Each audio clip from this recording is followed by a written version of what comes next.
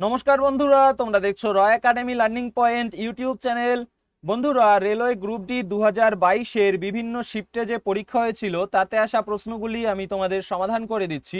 এই ভিডিওতে আমি 26/9/2022-এর সকাল 9টা থেকে 10:30 অর্থাৎ 26শে সেপ্টেম্বর মর্নিং শিফটের অঙ্কের দ্বিতীয় পর্বের ক্লাস করাচ্ছি।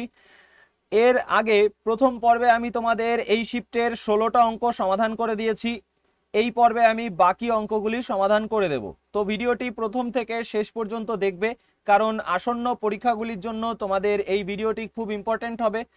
আর চ্যানেলে নতুন হয়ে থাকলে চ্যানেলটিকে সাবস্ক্রাইব করার পরে পাশে আসা বেল আইকনটিকে অল অপশানে সেট করে নেবে। এই ভিডিওর নিচে ডেসক্রিপশন বক্সে আমাদের অফিসিয়াল টেলিগ্রাম চ্যানেলের লিঙ্ক দেয়া আছে, সেখানে ক্লিক করে আমাদের টেলিগ্রাম চ্যানেলে জয়েন করে নেবে। আর এর আগে আমি যে প্রিভিয়াস শিফটগুলো করিয়েছি তার প্লেলিস্টের লিঙ্ক দেয়া আছে এই ভিডিও ডেসক্রিপশন বক্সেই, সেখান থেকে চেক আউট করে নিও। ঠিক আছে, তো চলো শুরু করা যাক। এই ভিডিওর প্রথম প্রশ্ন। বন্ধুরা, প্রশ্নটি সমাধান করার আগে তোমাদেরকে বলবো যে ভিডিওটিকে পজ করে করে তোমরা প্রশ্নগুলি নিজেরা আগে সমাধান করার চেষ্টা করবে, তাতে তোমাদের সেলফ প্র্যাকটিস হবে এবং তারপরে আমার সলিউশন দেখে নেবে, তাতে লার্নিং হবে। ঠিক আছে, তো দেখো বলেছে রবি তার আয়ের 20% পেট্রোলে অবশিষ্ট আয়ের 1/3 গৃহস্থালির খরচে ব্যয় করে এবং বাকিটা হলো তার সঞ্চয়।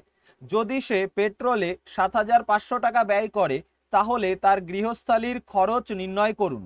তো এখন রবি তার আয়ের 20% কি করে? পেট্রোলে খরচ করে। আর 20% মানে কত? 1/5। 20% মানে 1/5, অর্থাৎ 5 টাকা যদি তার আয় হয় 1 টাকা পেট্রোলে খরচ করে। আর এখানে প্রশ্নে বলেছে 7,500 টাকা পেট্রোলে খরচ করে, তাহলে 1 মানেই কত? 7,500।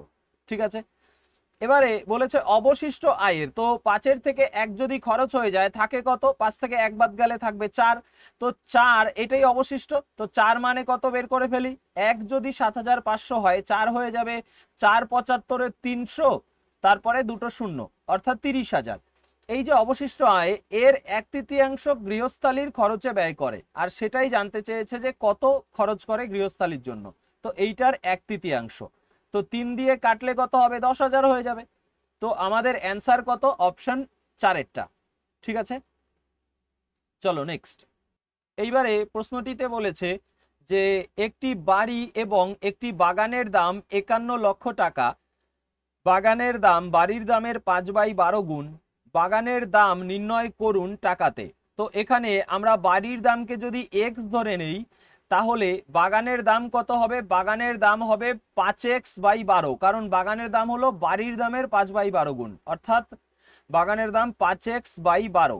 ঠিক আছে, এবার এই দুটোর যোগফল কত? 51 লক্ষ, কারণ এই দুটোর দাম হলো 51 লক্ষ টাকা। ঠিক আছে, তো এবার এখান থেকে এটাকে সমাধান করব।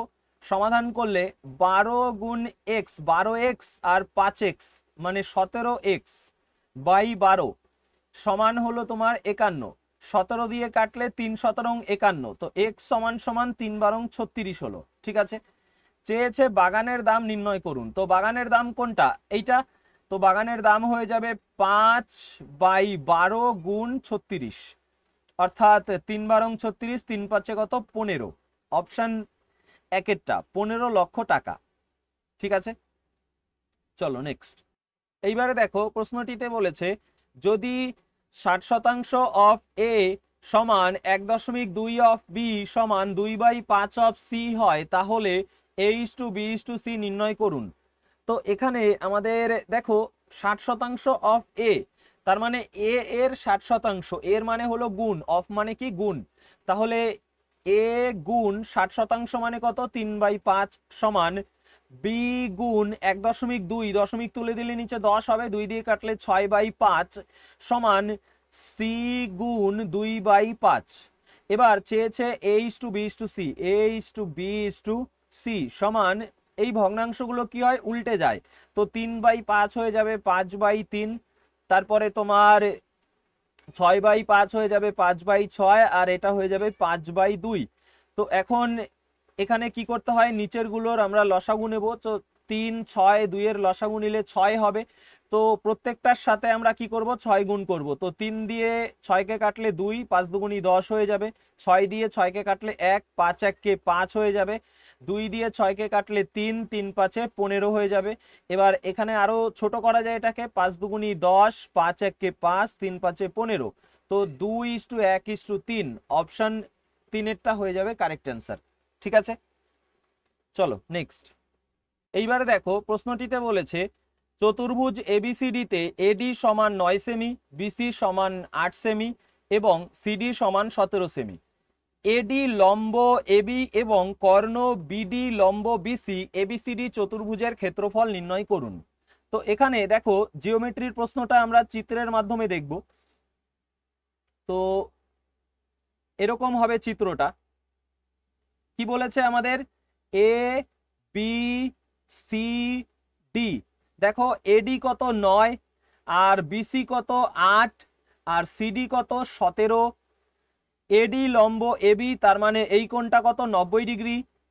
আর কি বলেছে, কর্ণ বিডি লম্ব বিসি, অর্থাৎ কর্ণ বিডি এখান থেকে এই অবধি, এই যে বিডি কর্ণ, এই কর্ণটা এই বিসির উপরে লম্ব, অর্থাৎ এই কোণটা কত 90 ডিগ্রি। ঠিক আছে, চেয়েছেটা কি, এবিসিডি চতুর্ভুজের ক্ষেত্রফল নির্ণয় করুন। তো এখানে আমরা যদি বিসিডি এই ত্রিভুজটা দেখি তাহলে দেখব যে এটা সমকোণী ত্রিভুজ, আর 8 17, তাহলে এইটা কত হবে 15 হবে, কারণ 8 15 আর 17 ট্রিপলেট গঠন করে। ঠিক আছে, তাহলে 8 15 17 এটা পেয়ে গেলাম। এবার এইখানে দেখো এইটা একটা সমকোণী ত্রিভুজ আবার এ বি ডি।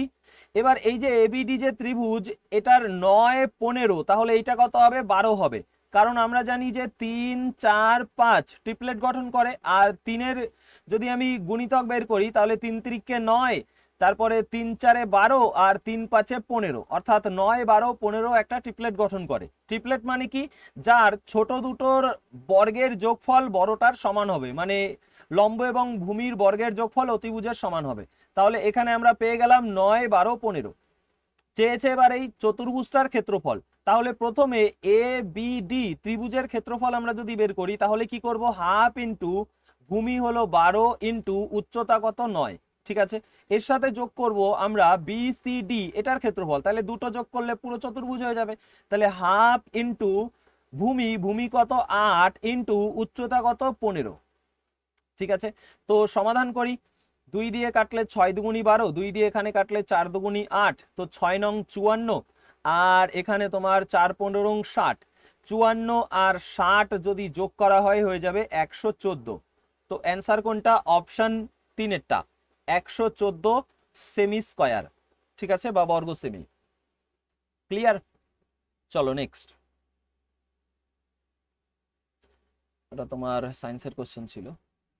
এইবারে দেখো, এটা তোমার কম্পাউন্ড ইন্টারেস্ট অর্থাৎ চক্রবৃদ্ধি সুদের প্রশ্ন। বলেছে বার্ষিক দেয় 6% চক্রবৃদ্ধি সুদে একটি ব্যাংকে 2500 টাকা বিনিয়োগ করা হয়, মেয়াদ পূর্তিতে সবৃদ্ধি মূল 2809 টাকা হয়ে যায়, বিনিয়োগের সময়কাল নির্ণয় করুন।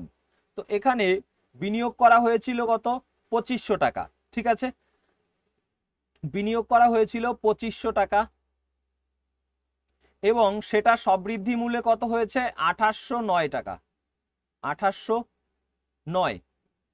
এখন এইখানটায় দেখো 2500 হলো 50-এর স্কয়ার, 2500 হলো 50-এর স্কয়ার, আর 2809 হলো 53-এর স্কয়ার। ঠিক আছে, তো 2500 50-এর স্কয়ার, 2809 53-এর স্কয়ার। তো আমরা দেখতে পাচ্ছি যে 50-এ তোমার 3 সুদ হয়েছে, তার মানে 50-এ 3 মানেই 6%। তাহলে কত বছর, পাওয়ারে যেটা আছে সেটাই আমাদের অ্যান্সার, 2 বছর। সময়কাল কত, 2 বছর সময়ের জন্য। ঠিক আছে, বুঝতে পেরেছ? চলো নেক্সট। এইবারে বলেছে যে নিম্নলিখিতগুলির মধ্যে কোনটি হলো মৌলিক সংখ্যা। কোনটা মৌলিক সংখ্যা এখানে, তো অ্যান্সার হয়ে যাবে অপশন 3 এরটা, 983 একটি মৌলিক সংখ্যা। ঠিক আছে, 983। দেখো এটা 6 আছে, এটা তো শেষে 6 থাকলে জোড় সংখ্যা, মানে 2 দিয়ে ভাগ যাবে। এটা দেখো 5 3 8 আর 1 9, অর্থাৎ 9 দিয়ে ভাগ যাবে। ঠিক আছে, আর এটা 319 রয়েছে, 319কে তোমার 11 দিয়ে ভাগ যায়, 9 আর 3 12, 12 থেকে 1 গেলে 11, তার মানে 11 দিয়ে ভাগ যাবে এটাকে। তো এইটা আমাদের কি হয়ে যাবে, মৌলিক হয়ে যাবে। ঠিক আছে, এইবারে দেখো প্রশ্নটিতে বলেছে যে এত কোন মানটির সমান।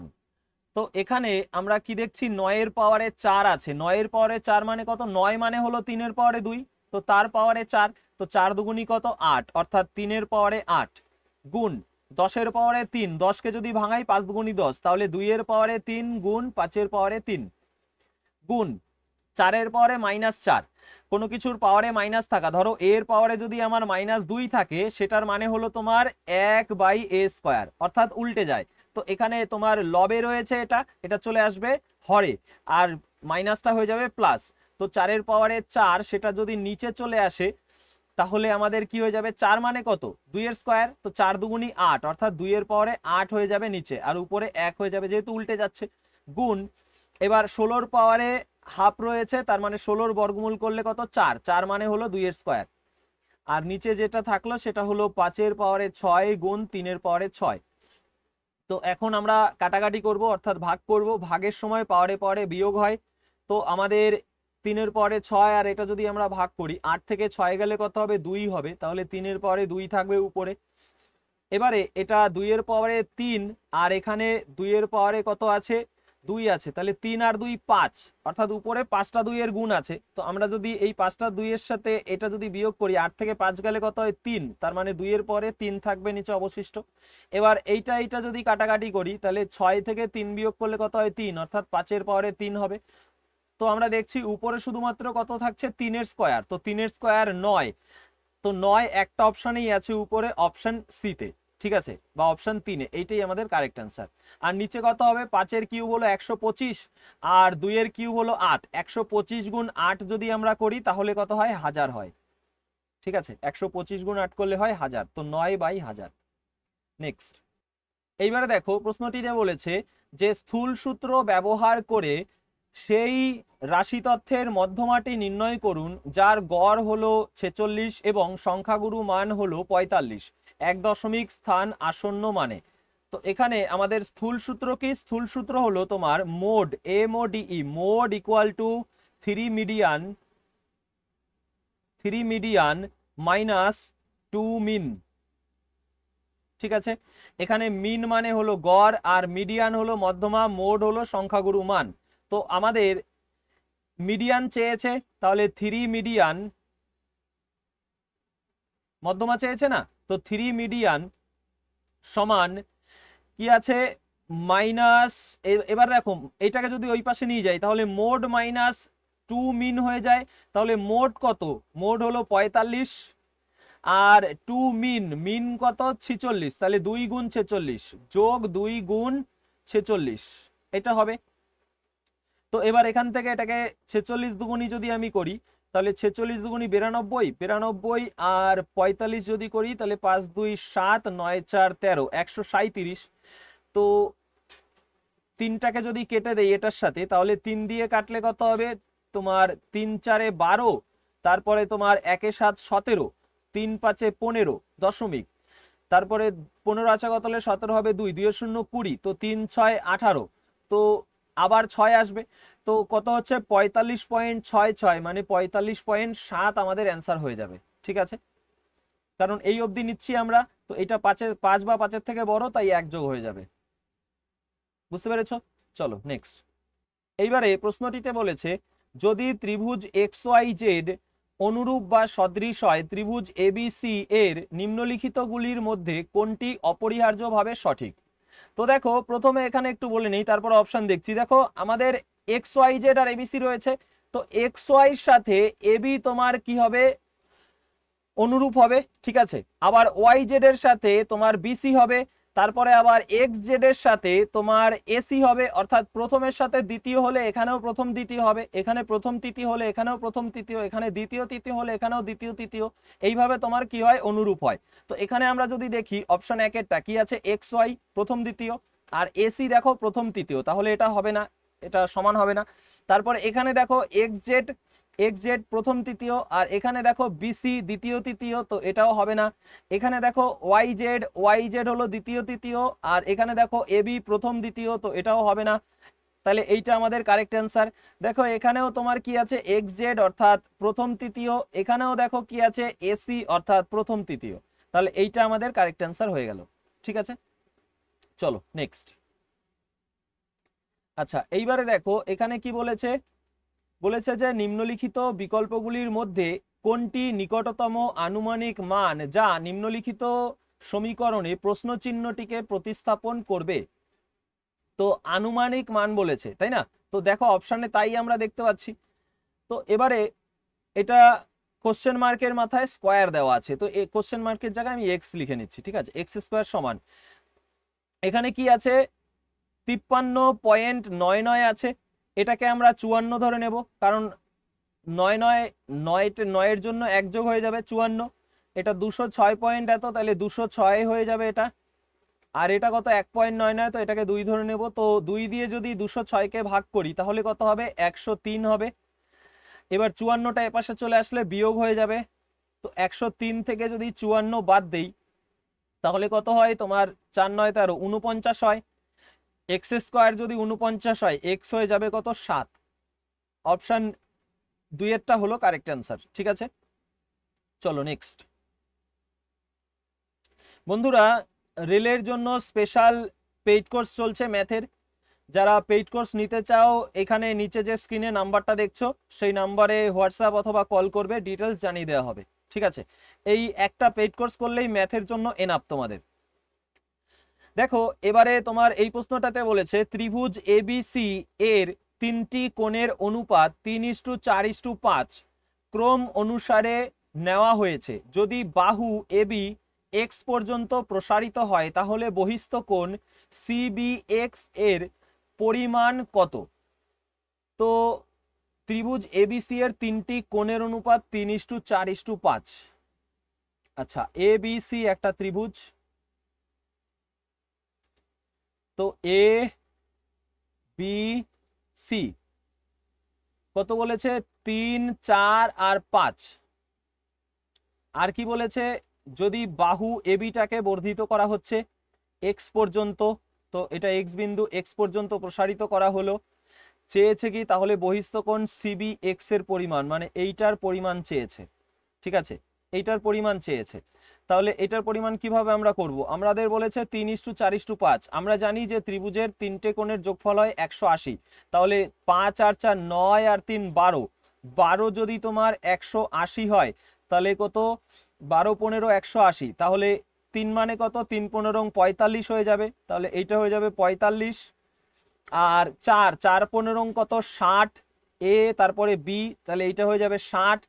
আর এটা কত, এটা হয়ে যাবে 5 15 75। চেয়েছে এই কোণটার মান, আর এইটা যেহেতু তোমার সরল রেখা হচ্ছে তাহলে এর কোণটা কত হবে 180 ডিগ্রি, তাই এটা যদি 60 হয় এটা হয়ে যাবে 120। ঠিক আছে, তাহলে সিবিএক্স হলো 120 ডিগ্রি। চলো নেক্সট। এইবারে দেখো প্রশ্নটিতে বলেছে এক্স 20% লাভে ওয়াই এর কাছে একটি ওয়াশিং মেশিন বিক্রি করে। ওয়াই এটিকে 12% ক্ষতিতে জেড এর কাছে বিক্রি করে এবং পরে জেড 30% লাভে টি এর কাছে সেটি বিক্রি করে। যদি জেড লাভ হিসাবে এক্স থেকে 87.60 টাকা বেশি আয় করে তাহলে ওয়াই ওয়াশিং মেশিন কত মূল্যে টাকাতে কিনেছে? তো এখানে আমরা কি দেখছি এক্স 20% লাভে ওয়াই এর কাছে বিক্রি করেছে। তো আমি ধরে নিচ্ছি যে এক্স কিনেছিল কত টাকায় 100 টাকায়, তারপরে ওয়াই এর কাছে বিক্রি করেছে কত টাকায় 20% লাভে, তার মানে ওয়াই কিনেছে 120 টাকায়। ঠিক আছে, তারপরে ওয়াই আবার জেড এর কাছে বিক্রি করেছে 12% ক্ষতিতে, তাহলে জেড কিনেছে কত টাকায় 120-র 88% দামে, কারণ 100% থেকে 12% বাদ দেবো, 12% ক্ষতি হয়েছে তাই না, তো 88% দামে। তো 0 0 কাটা, এবারে আমাদের 12 দিয়ে করলে 8 12 96 6 হাতে আমার 9, 8 12 96 আর 9 হয়ে যাবে তোমার 105। এবার এক ঘর আগে দশমিক বসবে 10-এর জন্য, তো 105.6 টাকায় জেড কিনেছে। এবার জেড আবার কি করছে 30% লাভে টি এর কাছে বিক্রি করছে, তাহলে টি কত টাকায় কিনছে 105.6 এর উপরে 30% লাভ করছে, তার মানে 130/100। তো 0 0 কাটা, 13 দিয়ে করলে 6 13 78-এর 8 হাতে আমার 7, 5 13 65 আর 7 72-এর 2 হাতে আমার 7, 13 0 0 7 বসে গেল। তারপরে 13 1 13, এবার অলরেডি একটা সংখ্যার আগে দশমিক ছিল, এখন আরো একটার আগে বসবে, তাই 2 8-এর আগে দশমিক বসলো। তো এখন এখান থেকে আমাদের এরপরে কি বলেছে জানতে চেয়েছে, তাহলে ওয়াই ওয়াশিং মেশিন কত মূল্যে কিনেছে, আর জেড লাভ হিসাবে এক্স এর থেকে এত টাকা বেশি আয় করে। তো আমরা দেখতে পাচ্ছি জেড কত টাকা আয় করেছে, জেড আয় করেছে এই দুটোর পার্থক্য, কারণ জেড কিনেছিল এত টাকায়, বিক্রি করেছে এত টাকা, তো পার্থক্য করলে কত পাবো, এখানে শূন্য বসালে, শূন্য আছে কত হলে 8 হবে 8 হলে, 6 আছে কত হলে 12 হবে 6 হলে, 6 আছে কত হলে 12 হবে 6 হলে, তারপরে হাতে আমার 1 5 আর 1 6 আছে কত হলে 7 হবে 1 হলে, তারপরে তোমার শূন্য আছে কত হলে 3 হবে 3 হলে। তো 31.68 টাকা জেড লাভ করেছে আর এক্স লাভ করেছে 20 টাকা। তো কত বেশি, দেখি কত বেশি লাভ করেছে, 20 থেকে এটা কত বেশি, 11.68 টাকা বেশি। আর এইটাই বলেছে যে 87.60 টাকা। তো এইটা মানেই কত, 87.60। তো এখানে না লিখে আমি নিচে লিখছি, তো 11.68 মানেই হলো কত, 87.60। চেয়েছে কি, তাহলে ওয়াই ওয়াশিং মেশিন কত মূল্যে কিনেছে, তো ওয়াই কিনেছে কততে, 120। তো 120 মানে কত, ঠিক আছে, দুটোরই 2 ঘর আগে দশমিক উঠিয়ে দিলাম। এবার এখানে আমরা যদি কাটাকাটি করি, তাহলে 4 দিয়ে কাটলে 3 4 12 শূন্য, 4 দিয়ে এটাকে কাটলে 4 দুগুণি 8, 9 10 11, 3 6 36, 4 নং 36, 4 দুগুণি 8, 292 দিয়ে যদি এটাকে কাটি তাহলে 3 বার যাবে, 3 29, ঠিক আছে, হ্যাঁ 3 বার যাচ্ছে, তো কত হচ্ছে 30। তো 30 গুণ 30 করলে কত, 900, অর্থাৎ অপশন 1-এরটা হয়ে যাবে correct answer. Y washing machine 900 টাকায় কিনেছে। ঠিক আছে, আশা করি ক্লিয়ার হয়েছে। তো বন্ধুরা, এই শিফটের সব প্রশ্নগুলি তোমাদের সমাধান করে দিলাম।